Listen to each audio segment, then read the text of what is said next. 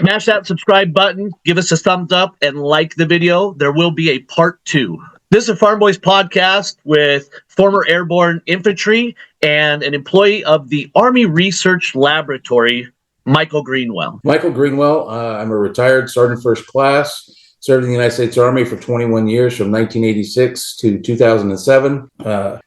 Several overseas stints. Primarily, the biggest one was Panama. I went to Panama for 5 years. Served with numerous airborne units, to include the 508th Parachute Infantry Regiment, the 187th Rakkasans, 18th Airborne Corps, and the 509th Parachute Infantry. One note in that, on the 509th one, that was probably the funnest assignment I had in my entire career. I got to play the bad guy for 2 years. So essentially going out into the battlefield and wearing Soviet wools or wearing a foreign country uniform, carrying an AK-47, and it was the world's largest game of laser tag I've ever engaged in. There was one point, our largest rotation was around 7,000 people on the battlefield, almost 1,000 vehicles. So it was a full-on war simulation, that down to the nth degree, and that was fun. Once you retired, once you, I don't know the correct terminology, but once you were done in 2007, what did you do after that? Was there anything military related after that? Yes. Once I retired, I got out of the military, decided to become a real estate appraiser, and right at the worst time someone could decide to do that, 2008, the great financial crisis, and struggled with that for a little while, and then decided, you know what, I need a job. So I went to work for the Forest Service. I did that for 5 years while I went back to school and got my degree. Once I did that, once I was in the program, the Army reached back out to me and said, hey, we've got this program. It's called Logistics Internship. Would you consider it? And I was like, sure. So I ended up joining the program. It was 18 months long. Rolling all over the place for 18 solid months. We moved 5 times in that 18 months, and serving in Norfolk Naval Station, Fort Bragg, North Carolina again, back into Virginia, Fort Lee. And then finally I got selected from a command and went to work for the Army Research Laboratory in Adelphi, Maryland, right there, right at the very tippy point of DC. Great job. Didn't like the area. No offense, just not my cup of tea. Farm boy from Idaho, and nestled right between 2 major metropolitan areas, Baltimore and DC. That was a little grueling for me. But did 5 years there, and I did 3 years there. 3.5 years and a year and a half. So I did 10 years of federal service altogether. And so then was the Army Research Base, was that government or was that a private deal? Oh no, it was federal. It was federal government. It was federal government. And we were a cooperative program that worked between the Army Research Lab, the Naval Research Lab, the Air Force Research Lab, all the way across. We've got 27, well, I shouldn't say we now, but we've got 27 locations worldwide where the research lab has fingertips in. A lot of those major universities, to where, they're just both classified and unclassified programs that we were. Matter of fact, the one that I thought was the coolest was the quantum communications program, and it's not classified or anything else like that. A lot of people have been working on this, but it was pretty wild while I was there. One of my primary duties while I was at the research lab, I was in charge of all the weapons, because we did ballistics tests, we did all kinds of different things, so back with the rifle in my hand again. So that was okay with me. So just off the Army Research Base, and then we'll get to your time of service as well. Can you go into a little bit about what the mission of the Army Research Base was, specifically what you did? I guess weapons you can talk about, weapons obviously you can't talk about, but... Okay, great.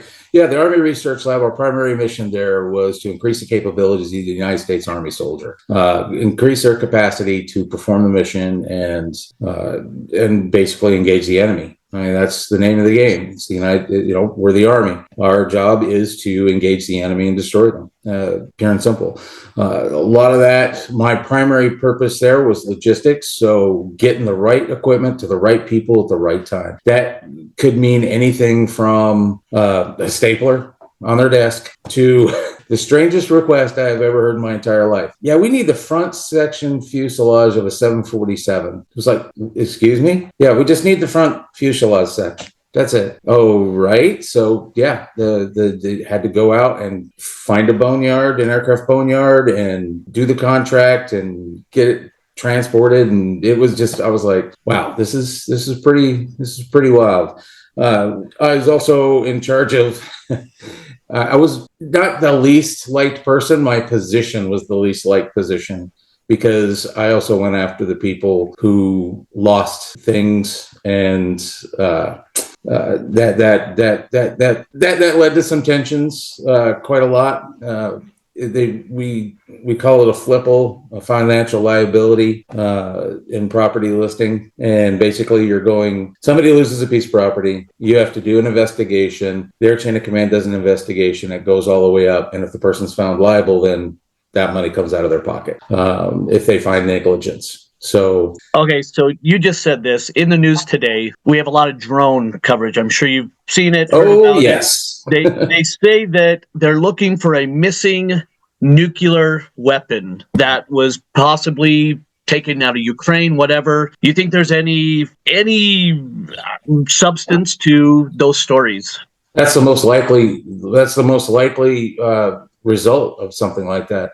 You can put a radiological detector on anything. A great series to watch is Chernobyl, where the guy taped one to the front of the truck and drove towards the exploded reactor to measure the amount of radiation. You can slap that thing on a drone. You can fly it over an area. As a matter of fact, one of the later in my career, I was a retention NCO, which is non-commissioned officer.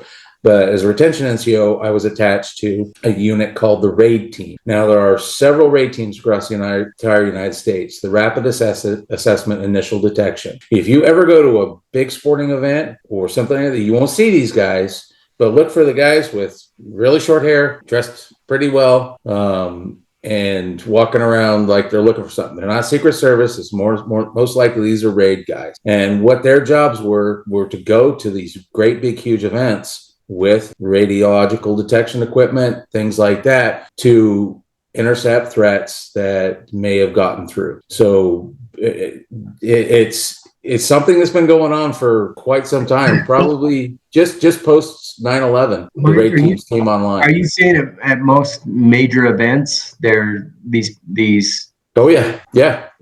Not most. I would say concerts, sporting events, yep. Gatherings, any place that could be a mass casualty event. They will go in. They'll evaluate. Well, I won't say they will be at every single one, but they'll evaluate the threat level. They'll look at the possibilities, and then they'll go in with a team and set up detection equipment and do things that we're not just talking about radiological either. We're talking about what we call CBRN, chemical, biological, radiological, and nuclear. So they'll go in with their equipment and just set up just that way. If something does come up, they know, like I said, rapid assessment, initial detection. They go in, find the threat, and try and deal with that threat. Now, these aren't.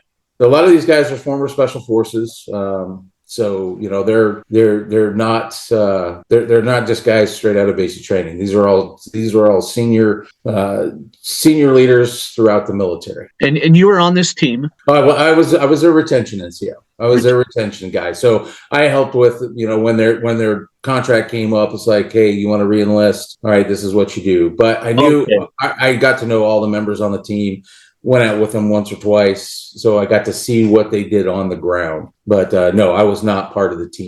Okay. So yeah. What you said, though, is big. You're saying that the most likely reason these drones are flying around all these places is because there's possibly a nuclear weapon that was taken or missing? Well, so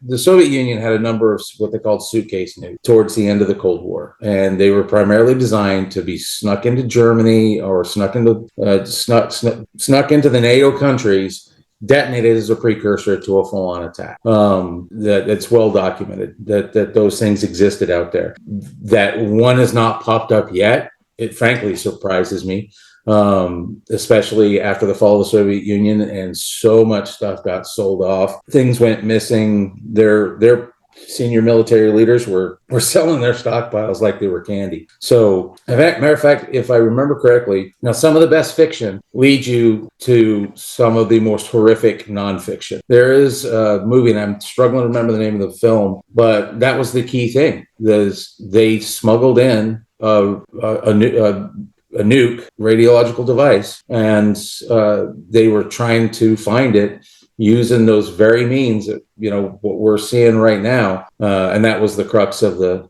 plot of the movie. So as a matter of fact, I don't know if you've heard of Homestead. It's a new movie out. I've heard of it. I haven't watched it. Yeah, we went and watched it. Matter of fact, we got what is it called? Advanced premiere tickets. So we went and watched it here a few days ago before it opened nationwide, and that very plot scenario is a boat, a nondescript boat pulls up into the Los Angeles harbor and detonates a nuclear device. So it's not beyond the realm of possibility. It's the most likely scenario in my opinion, and that's all it is my opinion. But looking at it, just seeing some of the commentary on it, I could conceive of a number of other things, some false flag operations, things to, unsettle the general populace, stuff like that. But in the same respect, we did just have a major event, which was tumultuous, which a lot of our adversaries across the globe do not like the outcome. And they would rather have a weak than a strong one. That's my opinion. Mike, I was gonna ask, what do you think one of the biggest threats is to our country? Is it from within or from out? See, we are facing, when it comes to that, you can't pinpoint within or without, because the threats are within are as dangerous, if not more dangerous, than threats from without. Threats from without will galvanize us. Threats from within will further separate us. So you have to look at it in the context of, all right, we have a multi-layered threat environment. So that multi-layered threat environment needs to be dealt with in certain ways, both within, without, sideways, top, bottom, every direction. There are threats out there every day. One of the biggest lessons I learned when I was first in the United States military, we got sent to Bolivia for Reagan's drug buster campaign, late 1986. We were there for a couple of months. It was all right, keep your mouth shut. Nobody write home and tell them where you are, or anything else like that. And essentially our mission was to go the Bolivian military would figure out, our intel would figure out where the drug labs were. The Bolivian military would go in, guns blazing, shoot the place up, chase the bad guys off into the jungle. Then we would roll in after them, secure the perimeter, shots still being thrown at us, and still bad guys out there throwing shots at us. And then our engineers would set all the demo charges, and then we would withdraw and then blow the whole place to kingdom come. And so we did that for approximately 3 months, rotated back to Panama. And when I got back home, or Panama, I called home. First time I'd called home in quite some time. And I was telling my mom, I was like, hey, Mom, I'm okay. I don't know what you've heard. I don't know, I'm okay. She was like, what do you mean? I haven't heard anything. So here's United States Army personnel in South America getting shot at, and not one whisper ever made the news. Not one whisper ever made the papers. So that taught me right there, there's a world of things going on out there that we will never, ever know about. No. I have one, this might be out there a little bit. Chris, maybe you're going to remove this from the call, but I'm just going to talk about it anyways. He said that the U.S. government and specific people in the U.S. government controlled the drug trade, and they weren't playing ball the way that they needed to, so they just eliminate them. Okay. To his point, look at Manuel Noriega, the man we deposed in 1989. I was there in Operation Just Cause. The whole primary reason, in my belief, and there's documented evidence out there to lead to that, he was the bridge between the cartels and the United States. But the United States CIA had Noriega in their pocket. When Noriega decided I'm not going to play your ball anymore, and started doing stuff his own way, that's when tensions between the two nations started rising. We did a joint operation with him in 1987 with the PDF, the Public Defense Forces, the Panamanian Defense Forces, excuse me. We did joint operations with them. And then it was in 1988, things really started going sideways. And then eventually led to the December 20th. Matter of fact, we just had our anniversary, December 20th, 1989, we invaded Panama. So, and a lot of people believe the primary reason was because Noriega was doing his own thing with the cartels and facilitating the drug trade to the United States without U.S.'s direct influence. Was Noriega the one that did his plane blow up? No, that was Torrijos. Torrijos was the president before Noriega, and that was another one. A lot of people think that Torrijos, the CIA approached Torrijos and said, "Play ball with us." He went, "No, stuff you." But wasn't that over control of the Panama Canal? No, because by that point we'd already signed the Panama Canal back over. We signed the Panama Canal back over in 1979. With Torrijos, possibly. So you may have a point there. I'm not sure, but yeah. All to say is, it's super intriguing, and it's interesting. And I think you brought up a good point earlier. Like, there's these major events going on that it doesn't catch the news, right? And so even the things that hit our news and what we are fed. Yes, what we are fed is I don't know. I get tired of it. And, we live in a time when the world has never been so connected, communication, travel, we're globally connected, but we live in a time when there's never been so much crap and noise and distraction from, I think, what is actually true. And that's why platforms like these are so necessary. I mean, look at Joe Rogan, look at all those independent creators out there that are doing things outside of that mainstream influence and actually bring some truth to power to get information out there that's not approved, because I want to make my own decision. I will look at the facts. I am not unintelligent. I want to look at the facts, make a determination, and go the right direction. It's served me very well thus far. So do you make mistakes? Sure, but that's part of it. Chris, do you have a question? I have a question related to some stuff we went through 4 years ago. Let's go back to the Army Research Base. So when people think about weapons, they're thinking about laser guns. They're thinking about Star Wars. What kind of stuff can you talk to us about being unclassified? That the crazy weapons you saw or that we're actually working on. I know you told me a story about one that maybe just got declassified, but even beyond that. Sure. So a couple of the things. One of some of our more major programs were long-range fires. Okay, so the infantry is called the queen of the battlefield. Okay, the king of the battlefield, king of battle is the artillery. I mean, because they can rain fire from the sky down onto a target like nothing else. So increasing our long-range fires and our accuracy of our long-range fires is paramount. So that was one of the largest programs that we had there, is increasing those capabilities. Another one that we had, the coolest one, probably one of the cooler ones I ever saw, is a new target engagement system for the basic infantry rifle. And it's basically, so you're looking into the scope. It's not really a scope. It's like a red dot sight almost. But in that red dot sight, the computer involved, which is on your weapon, it's built into your weapon, identifies each threat and puts a box around it. Okay. Wow. Every threat, the inside of that box. Okay. You then pull the trigger. Now, if you're not lined up on one of the boxes, the weapon won't fire. The second you bring it into line to that box, pow. Then you just keep holding the trigger, pow, pow. It's an engagement system. It was insane to see. So you don't have to be an accurate shot. No, they're taking marksmanship out of the equation, which to a degree I disagree with. I think we should still all be marksmen because batteries fail.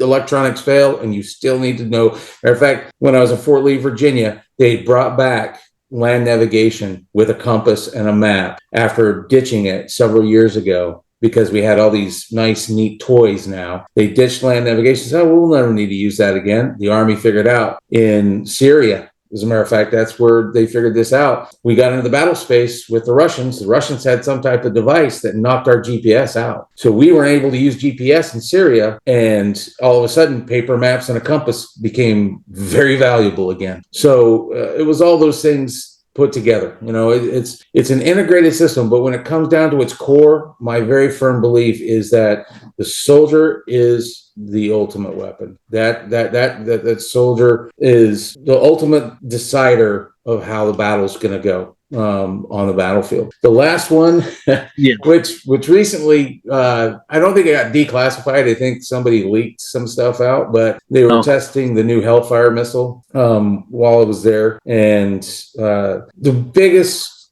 thing, especially today, is casualties. One of the things that leaders, and especially civilian leaders, want to avoid is collateral damage. Collateral casualties. So if you got a bad guy terrorist inside of a building, you send a Hellfire through there. Yeah, you got the bad guy terrorist, but you got the 16 other people that were inside that building too, that weren't necessarily bad guys. There's some debate to that, but this weapon, and look it up on YouTube. It was absolutely insane. Basically, what they did, they took a Hellfire missile and they gave it the capability to pinpoint a single target, one person. Okay, you say you're in a vehicle. There's 4 of you. The driver's the bad guy terrorist. You're in the passenger seat, and there's 2 more in the back. They were able to create a device that could kill just the driver. And this is a Hellfire missile. It's a pretty big missile. What they did was they removed the explosives and they just put blades that would flip out right before it hit the target. So basically, you're just throwing a bunch of Ginsu knives at the bad guy. And yeah, it's the couple of times that have been documented that this weapon's been used, it has worked brilliantly. But hopefully they're not going after the bad guys if he's driving, because most likely that vehicle is going to F up the other 3. But that's pretty impressive. So my last question on this, are you saying that we have laser guns, just blink twice, so you don't have to say anything now? So do you think you've seen... Look at the laser engagement system that the Navy has right now. We do have these devices, and they're not classified. Now, you can also look at what's not classified, and then make that logical leap to potential unclassified things or classified things that could and probably do exist. One personal note on the I get it. Our civilian leadership is very hesitant for the mass collateral damage and things like that. And this is probably not a popular opinion, but to me, that just leads us down the road of these 20-year long engagements overseas where we lose a lot of blood and treasure. War is war, and it's horrible. And it's horrible for a reason. And that reason is so it makes you think twice about engaging in it in the future. We've kind of made it surgical. We're attempting to make it surgical. And if you don't sit back and look at, I'm sorry, when we were throwing rocks and hitting each other with clubs, I mean, that's what the essence of war is. That's what you are trying to do to your enemy. You're trying to get your enemy to blink and take a step back and go, I don't want to mess with this guy anymore. It's not in my interest. But now it's gotten to the point where everything is sanitized. I mean, the media included. We see the sanitization of everything. One of the most visceral memories I have is having to pick up the bodies after the invasion in Panama. It was, and this was days. I mean, you're talking Panama in December. It's the dry season, 90 degrees. They've been out there it was Christmas Day that we were going out and policing up all these dead bodies. And it was, it's one of those things where it's like, why do we do this? And I get it. War is an inevitable part of human nature. But in the same regards, if we were more, just like the farm boy knows where their food comes from, okay? If we were more honest about those things, I think people would have a different outlook on just about everything. One thing you haven't mentioned yet was you jumped out of helicopters, planes. Well, I guess what? So you told us your class and everything, but you jumped out and parachuted. Yeah. I was Yeah. I was airborne infantry, so that meant exiting an aircraft safely while wearing all my equipment. Helmet, flak vest, rucksack, weapon, whole 9 yards. Did that for quite a few years. Eventually went on to become a senior parachutist, then a master parachutist. So left the service as a master blaster, as we call them. So master parachutist, your job is to help others leave the aircraft safely, because you are the subject matter expert. So you're basically getting them ready, reminding them of the fundamentals, checking their equipment. As a matter of fact, just saw a news story the other day. A jump master got relieved and is facing charges now because somebody he checked died because of an equipment malfunction. The parachute had been rigged incorrectly. Did not open. He was being towed. He got caught up in another person's chute when he finally got broken away, and severe lacerations to the neck and face, and he ended up passing away. So this was, matter of fact, the biggest, the second biggest scare, I guess, was I was a senior parachutist. I had just graduated jumpmaster school and was on my second safety. And a safety doesn't leave the aircraft. What we do is we make sure the aircraft configuration is done. We get the jumpers all set up. We make sure we check their static lines. All of our jumps were static line, and make sure their static lines are correct, and then help the jump master exit all these people out of the aircraft. Once they exit the aircraft, we retrieve the deployment bags back into the aircraft and then head back home. We had a jump, it's Fort Bragg, where 2 o'clock, I think it was 2 o'clock in the morning, TOT, time on target, and everyone exits the aircraft. We got an empty aircraft. It's me, the other safety, and the Air Force load master and the pilot. And I go to pull in the deployment bags on my side. They won't come in. I'm like, what's going on here? You know, it's just a line. It's a 1 inch nylon line and going out to just a bag. So it's easy to pull these things in. They would not come in. So the pilot was like, listen, we're going to have to do some maneuvers. It's probably caught on something out there. What we'll do is everyone have a seat, put on your seat belts, and we're going to go for a little ride. And oh boy, was it. It was a roller coaster. And got done. Went back up, pulled the deployment bags in. Great. That's when we got the radio call. Hey, we need to make sure. Did you exit all jumpers? Roger that.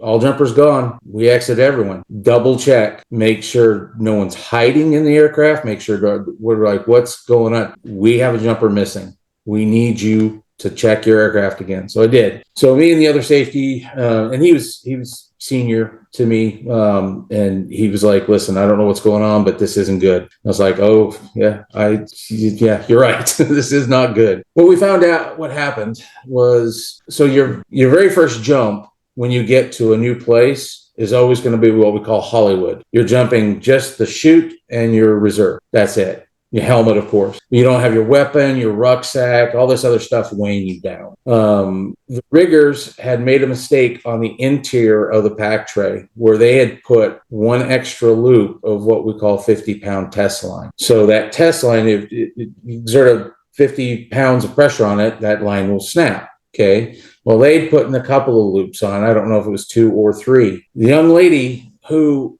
got that chute only weighed 98 pounds. She was a very tiny person. So when she exited the aircraft, basically she went pop and was towed. We were towing her behind the aircraft. Now, normal circumstances, immediately a towed jumper is going to be apparent, because what happens is all those deployment lines I said were going out the door. The deployment line of a towed jumper, because of their weight, will normally be down at the bottom of the door, and the rest of the line's up here. She was so light that it was holding her aloft up here. We had no idea we were towing her. We towed her for 27 miles. And finally, it broke free. She woke up mid-descent because it had knocked her unconscious. She woke up mid-descent wearing her boots and her helmet. All the rest of her clothes were gone, had just been shredded off. And so she lands near a trailer park north of Fort Bragg, North Carolina, naked as a jaybird. How do you explain that? Yeah. She just she pulled her chute around her. But I got to give credit to this young lady. I have to give her so much credit. She went out the very next day and jumped. This is the kind of stuff that stories that you tell that it's just like so unbelievable, but I know it's true. It's like, and you never hear about this kind of stuff. It's so crazy. You turn around 100-pound gal. Oh my! Just think about it. The pilot's like, we'll take care of it. Oh my gosh! For 27 miles. 27 miles we towed her, and it shouldn't be funny, but it's just crazy to think. It's crazy. Movies have like altered, like, it's like, okay, it's a comedy movie. You see this and you're just thinking comedy. This gal must have been scared for her life. Mm-hmm. Thankfully, she doesn't remember being towed at all.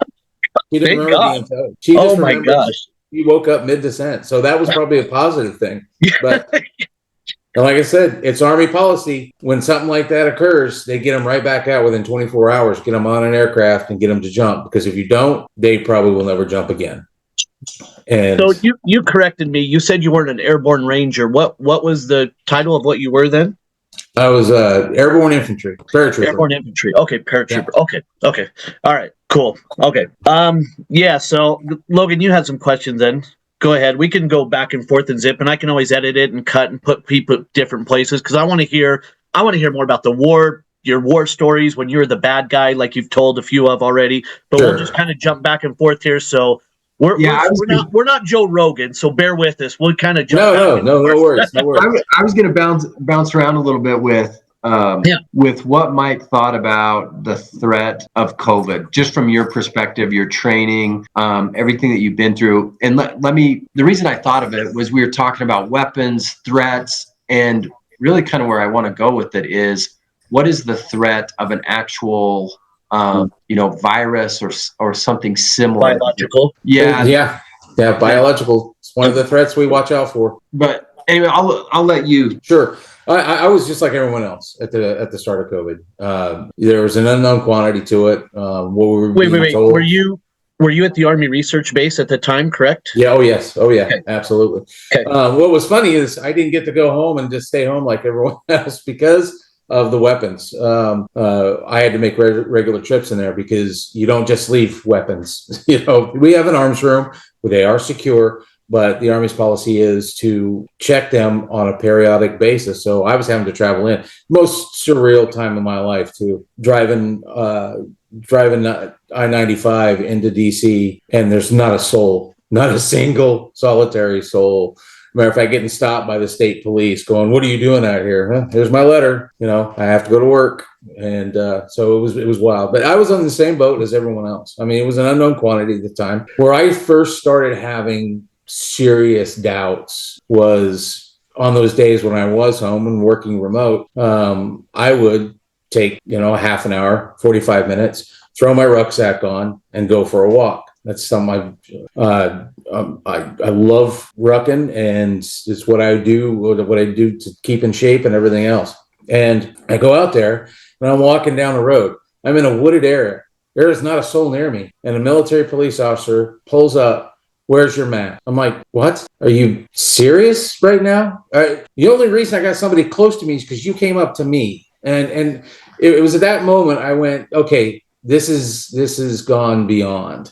I firmly believe our youth has grown up in Idaho, and I'm so glad. Every summer, I sent my kids out to my dad's farm so they could do some of the same things that I did. They could experience some of the same stuff and gain some of the immunities that we gained by growing up on the farm, because you're always exposed to those things. I remember walking out, and my wife and I had just showed up in southern Idaho, and the kids had been out there for about 6 weeks, and we were there to pick them up, take them back, and they were in this. There's this great big huge canal, but at the bottom of it, it was just all mud, and they were down there. I mean, they were mud head to toe. And my wife was, "Oh, that's funny." I was like, "Yeah, but that's the runoff from where we keep the cattle." They're being exposed to a lot of different things right now and building up those immunities. I think that's the reason why. It's just like you said, those people with comorbidities. I think the latest official figures from COVID is 20.1 million dead worldwide. And that's a ton of people. But then you have to add some context to that. Okay. That context being, yes, those were some of the people that had those comorbidities and everything else. Later on, I developed the firm belief that that this was not just a that it was a lab release, whether it be intentional or unintentional. I won't speak to that because I have no clue. But it does lead into what you were asking before on what are the dangers of something like this, or at an even higher rate of infection or death could occur. And it's one of the things that scares the crap out of people every day in the Beltway. Believe me, that it's one of those scenarios that just the threat environment alone is so difficult to deal with when you've got all these measures you have to take just to do your job, just to effectively perform the function you're supposed to perform. And if you make a mistake, it could be catastrophic. A simple mistake like not sealing your hazard suit properly, or something to that effect. So it scares me. It scares the heck out of me because there's a lot of biolabs out there. The treaties that were signed ages ago, they've been violated 5 ways to Sunday by us as well as everyone else out there. Look at what happened in was it northern Utah? The anthrax accidentally released. Killed a whole bunch of sheep. And I think that was like in the 50s or 60s. What was the other one? Now, this one is a little bit of a conspiracy theory, but there's an island off the coast of New York that supposedly, prior to an accidental release from that lab, things like Lyme disease didn't exist. I'm going to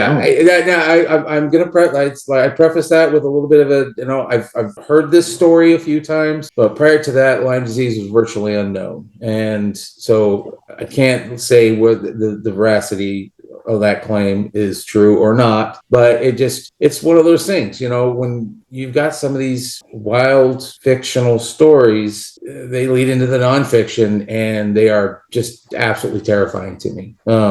It's one of the things, we have an emergency kit, we have our to-go bag, we've got our go bags, we've got everything all set, but in the end, you cannot be prepared for every single threat that is out there. And going back to the drones, if there is somebody out there and it doesn't even have to be a suitcase nuke, it could just be a lump of uranium they've got inside of a box.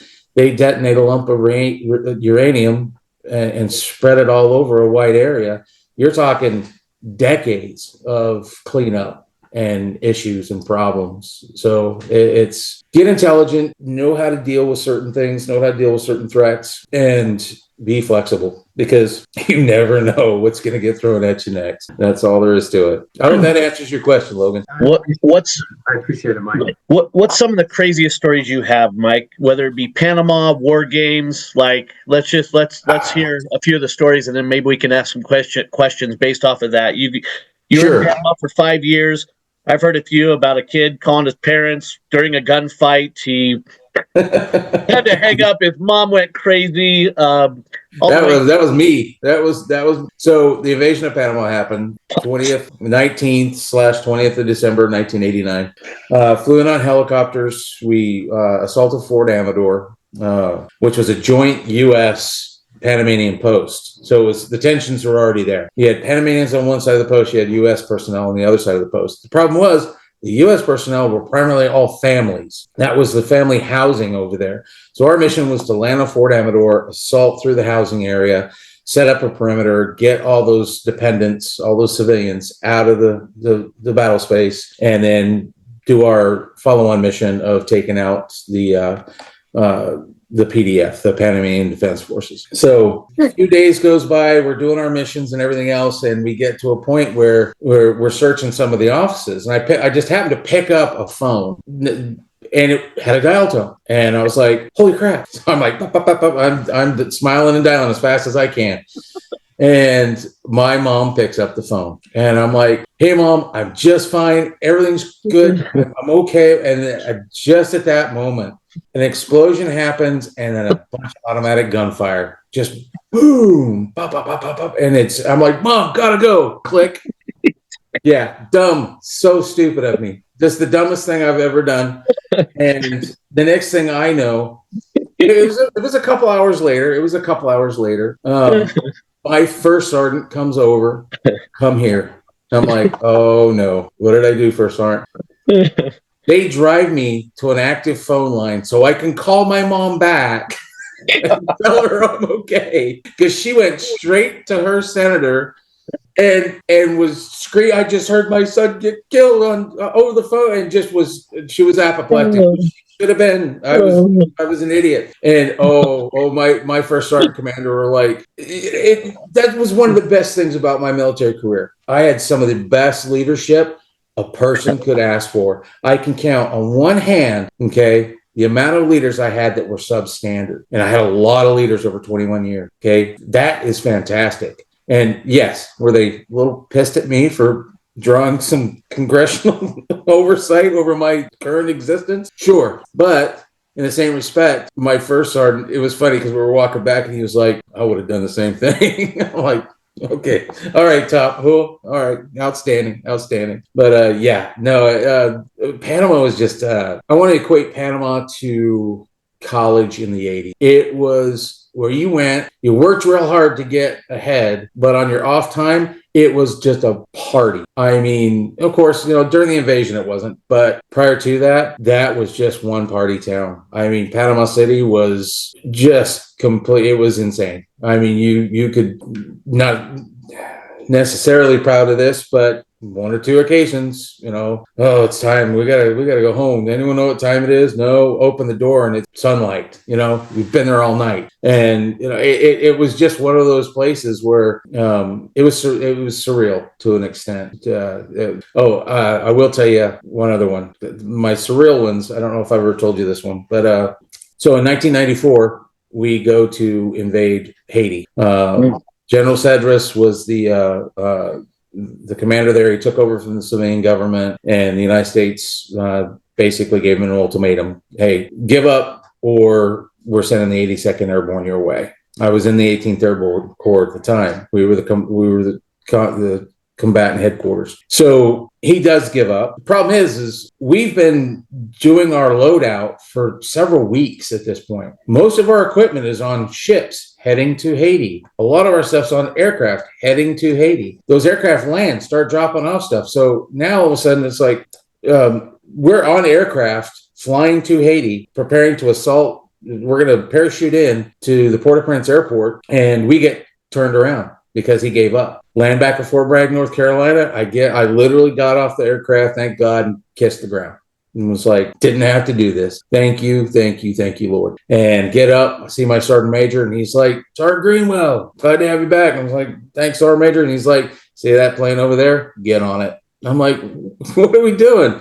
He says, all of our crap's down there. You got to go back and get it.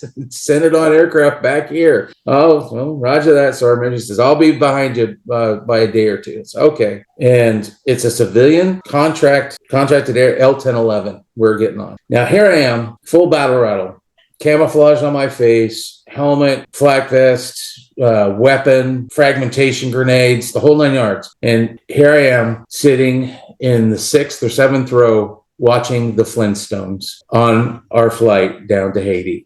I was just sitting there looking around like, oh, this is just too weird. This is just way too weird. Several hours ago, I was prepared to jump out of a plane in flight and engage in engage in combat. And now all of a sudden I'm watching the Flintstones. It's in full battle rattle. It was just completely surreal. It's those moments though you got to reflect back on and go, okay, yeah, that was. I'm glad it was surreal because it could have been a lot of other things. Oh man, some of the other stuff. There's just we can talk, I guess, a little bit more current events, kind of back and forth here. Sure. So kind of along Logan's lines, what do you think the biggest threat to the U.S. is right now? Oh, and it doesn't have to be. How about doesn't have to be one? Maybe what would be your top three? Our current reliance on the military-industrial complex has got to be one of our largest problems, and I regard it as a threat because looking back on the last 40 years of our policy, if you take a bird's eye view of it, there are a lot of things that we have engaged in and done that were not in our best interest as a nation. They just absolutely were not. So we have to ask the question, why are we doing these things? Who is actually, and I'm going to say there's some like Illuminati or some crap like that. Who is really guiding this nation? Who is really guiding things? Or what, what broader force is moving us in directions that necessarily come out to be at our detriment, not at our benefit? Is there anything that you can point to, Mike, like specifically of Afghanistan? The last 15 years of Afghanistan, I should say. Okay, we went in there, did a mission, completed that mission, and then when it became no longer politically feasible for us to go out and hunt the bad guy down, we got into this loop of kind of sticking in our patrol bases and our fobs and basically just limping along. When you engage a military force to perform something, you give them a mission, they execute the mission. When you no longer have a mission other than, well, we just want the status quo to kind of stay the same, that's not what you use the military for. The military is a blunt instrument. I'm sorry, it just is. Can I ask a question just along those lines? Because you just shared a story of you dropped off all this equipment in Haiti. Your commanding officer, you hit the ground, said, "Okay, get back there and retrieve the equipment." So just leaving all of that equipment in Afghanistan, like who is that? Like, how does that make any sense? Not one senior leader has faced. Matter of fact, many who were involved in that have now been promoted. Okay. One of the biggest things about, and again, like I said, during my time in the Army, I had some of the best senior leaders, not just senior leaders, period, that a person could ask for during a career. One of the biggest problems I think that faces the United States military right now is careerism. Okay, not execution of the mission. I'm going to say his name because I have the utmost respect for this man. Lieutenant Colonel Billy Ray Fitzgerald. He was my commander in Panama during the invasion. Known the man for quite some time. Fantastic leader, one of the best leaders. Matter of fact, he said a phrase that I have carried to this day. Mission first, soldiers always. You got to take care of your soldiers. You don't take care of your soldiers, you can't do the mission, but the mission has got to be first. And that's where combatant commanders have got to make that decision. Guys, I know you're going to get the crap kicked out of you, but we have a mission. We've got to go do this. He knows he's going to lose guys. He knows there's going to be casualties. He knows, but he has to make that decision based on what the mission is. Our mission now, and I'm not saying this is indicative of all military leadership, but a good significant portion of our military leadership now, look, what's going to get my career killed? What's going to, if I send these guys out there and half of them die? No, he's not even thinking about the mission at this time. He's thinking about his own career, his own future. And when you have that mindset as a leader, that's all you're looking out for is yourself. You're not looking out for your soldiers. You're not looking out for the mission. And broader, you're not looking out for the United States. Mike, that's what I think is the major issue with our political leaders. I think it's the same thing. And integrity. We could probably take it past that. We could take it into the corporate world. We can take it outside of the military, the government, and just in regular day-to-day US. I think people are selfish, and I think everybody kind of has a selfish view. Of course, like some of that is natural, right? You got to take care of yourself. If you had a family, you're going to look out for your family's interest first. But I think it's kind of out of control. And if you're saying that military leaders are, in my opinion, being selfish on, their career, what's the best for the country, I think that's a major issue that we face in our country. Because with every external threat that we have can be dealt with. Okay, it can be. It's these internal threats, I think, that are most dangerous to our future. Because those internal threats are right here, and they have a really good record of being able to stay hidden, and they've got a really good record of being able to screw something up monumentally and then walking away shining like gold. And the withdrawal from Afghanistan is probably the seminal moment that I really started looking at things. How would I put this in a more critical light? So when you leave the military, every vet does this.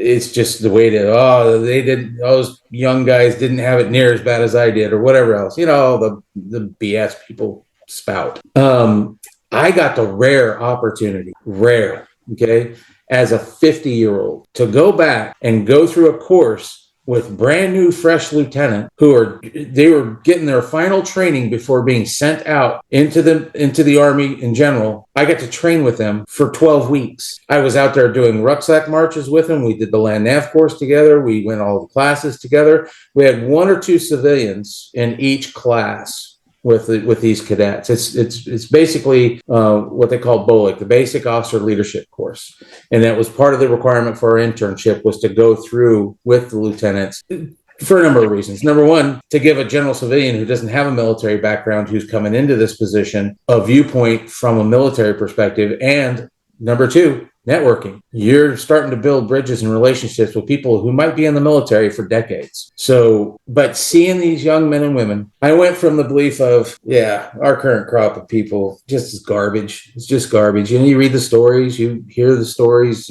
and I had that kind of in my head that, we're going sideways. But then I got to train with these young men and women. Oh, there still is so much fantastic leadership out there and people out there that I really do believe it's those careerists, those ones that are highest in the services right now, are what's detrimental to the continuance of an effective military. It's not these young men and women. They are coming in with the right ideals, the integrity, the drive. They are coming in with the right stuff. Over time, I think those are the ones that they either decide this isn't for me. Once they see the higher echelons doing the wrong thing, they get out of the military, or they get corrupted themselves. Corruption from the bottom up is easy to deal with. Corruption from the top down, nearly impossible. And that's one of our biggest, to me, it's our biggest threat right now, is careerism in the military. And we have leadership that doesn't look outside their own selfish interest. Are we able to beat China in a war? In a stand-up, there's a lot of avenues to that. If it were tomorrow, we would probably have an issue. And primarily one of the biggest reasons why, our ammunition stocks are so low right now because we've been shipping everything to Ukraine.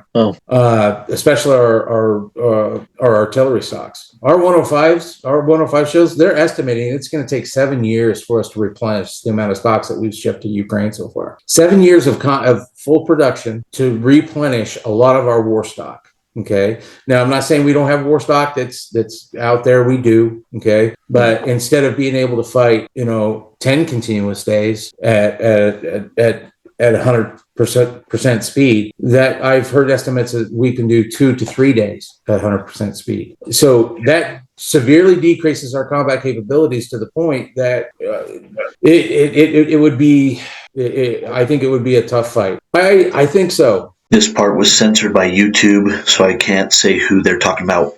He is a businessman. And as a businessman, war has no positive outcome. You're in the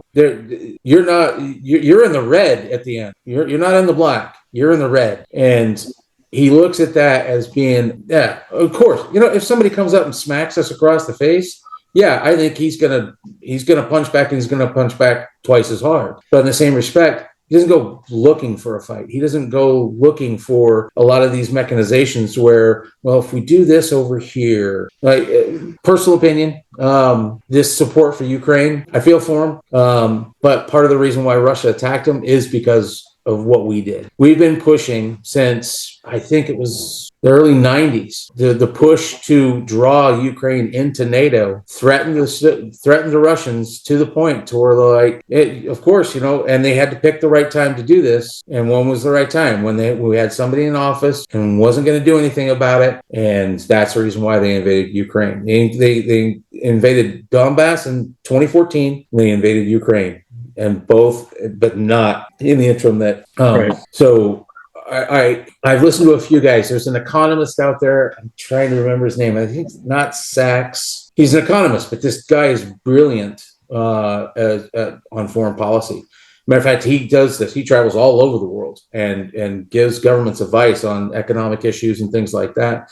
And I listened to a podcast with him the other day discussing this very thing. He says, listen, we kept pushing Russia. We kept pushing them. Not overtly, but we kept pushing them to the point where they went, no, we're just going to take Ukraine because we cannot afford Ukraine being in NATO. We cannot afford, and that's his view, and I'm leaning towards that view, is probably one of the primary reasons why Russia, and look at Ukraine. Ukraine is the breadbasket of that region. I mean, it grows more grain. It's got great ag. Yep. Yeah, it's got great ag. Great egg. Yep. It's been known as the breadbasket for a very long time. So you've got all these issues. Matter of fact, power generation for the Soviet Union. They still, up until the invasion, or not Soviet Union, Russia, sorry. They still produce a good portion of the energy that flows into Russia, or they did up until the invasion. So, Chernobyl, that's where Chernobyl is located, is in Ukraine. Oh, it was one of those things. Like I said before, you asked what I thought the greatest threat was, and that threat to me is more internal than external. The external threats tend to galvanize us and get us moving all in the same direction. And like 9/11, there are forces out there though and they were internal, that really within weeks of 9/11, you had protests of the United States in the United States because of, what did we do to bring 9/11 to us? And I'm sure there's a number of things they could say, but in the same respect, those internal threats, I think, are far more dangerous to us than external, and especially culturally right now, because culturally, I think we have become bankrupt. We've become a nation of people who look inward rather than outward. So I guess you know as much about the military as anyone out there. Does the general public overestimate what the military can do, what the military is? Or do you think they underestimate because, nobody knows, like an insider like you, all the capabilities, all the weapons, all the cool stuff that we have? I mean, do we think too much of the military, or do we underestimate it for the U.S.? I think they're vastly overestimated. And when I say that, I'm talking in certain measures. So one of the things that is detrimental to any combatant force is to send them into a place and then tell them they can't do their job. I'll use an example. My wife, she was also a soldier. She was an airman in the Air Force first, and then I turned her to the dark side and brought her over to the Army. But she went to Iraq, and the rules of engagement, in other words, what has to happen before we can pull that trigger, okay? In my experience as a combat soldier, it was, there's a guy, he's got a weapon, take him out, okay? Right. You had two forces. Now all of a sudden, it's a little grayer than that. Yeah, he may have a weapon, but did he fire it at you yet? Oh, jeez. What? Yeah. What are you telling me? I have to wait for him to shoot at me first. Then it got even worse. Well, we're not going to engage unless they actually come close to hitting us. They can fire the weapon like this up in the air, and soldiers were told, ROE, rules of engagement, do not engage. If he starts shooting at you, it was insane. It was insane. To the point that soldiers, and there's always that undercurrent of, and I'm not going to say this actually happened, but whenever soldiers would go down guard posts, you pull them to the side. I don't give a crap what ROE says. You're in danger, you engage. Period. End of story. We'll figure it out afterwards. I'd rather you be alive at the end of the day than something stupid like this prevent that. That was direct involvement by our civilian leadership down into our senior military leadership, and where and everyone's like, well, that was the senior civilian leadership that made you guys know. Our senior military leadership should have turned around and went, hell no, we are not doing this. This is stupid. We're there to do a mission. Let us do our mission and let's get home. That's been our biggest problem, I think, especially in the last 20 plus years, is the mission is so amorphous. We have this goal. Okay, we did it. We took over Iraq. Now what? Well, we got to do follow-on operations to ensure the viability of it sounds like corporate speak to the fullest, and it just becomes it's like a tentacled monster.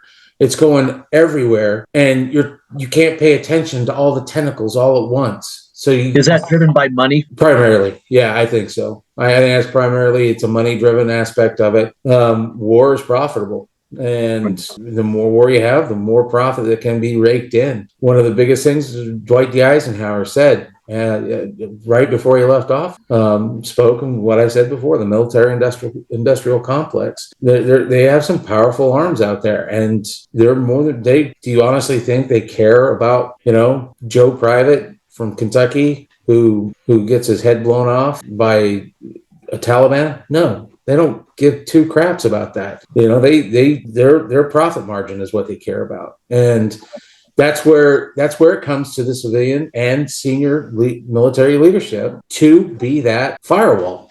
And to me, that firewall has been broken down piece by piece over many, many decades.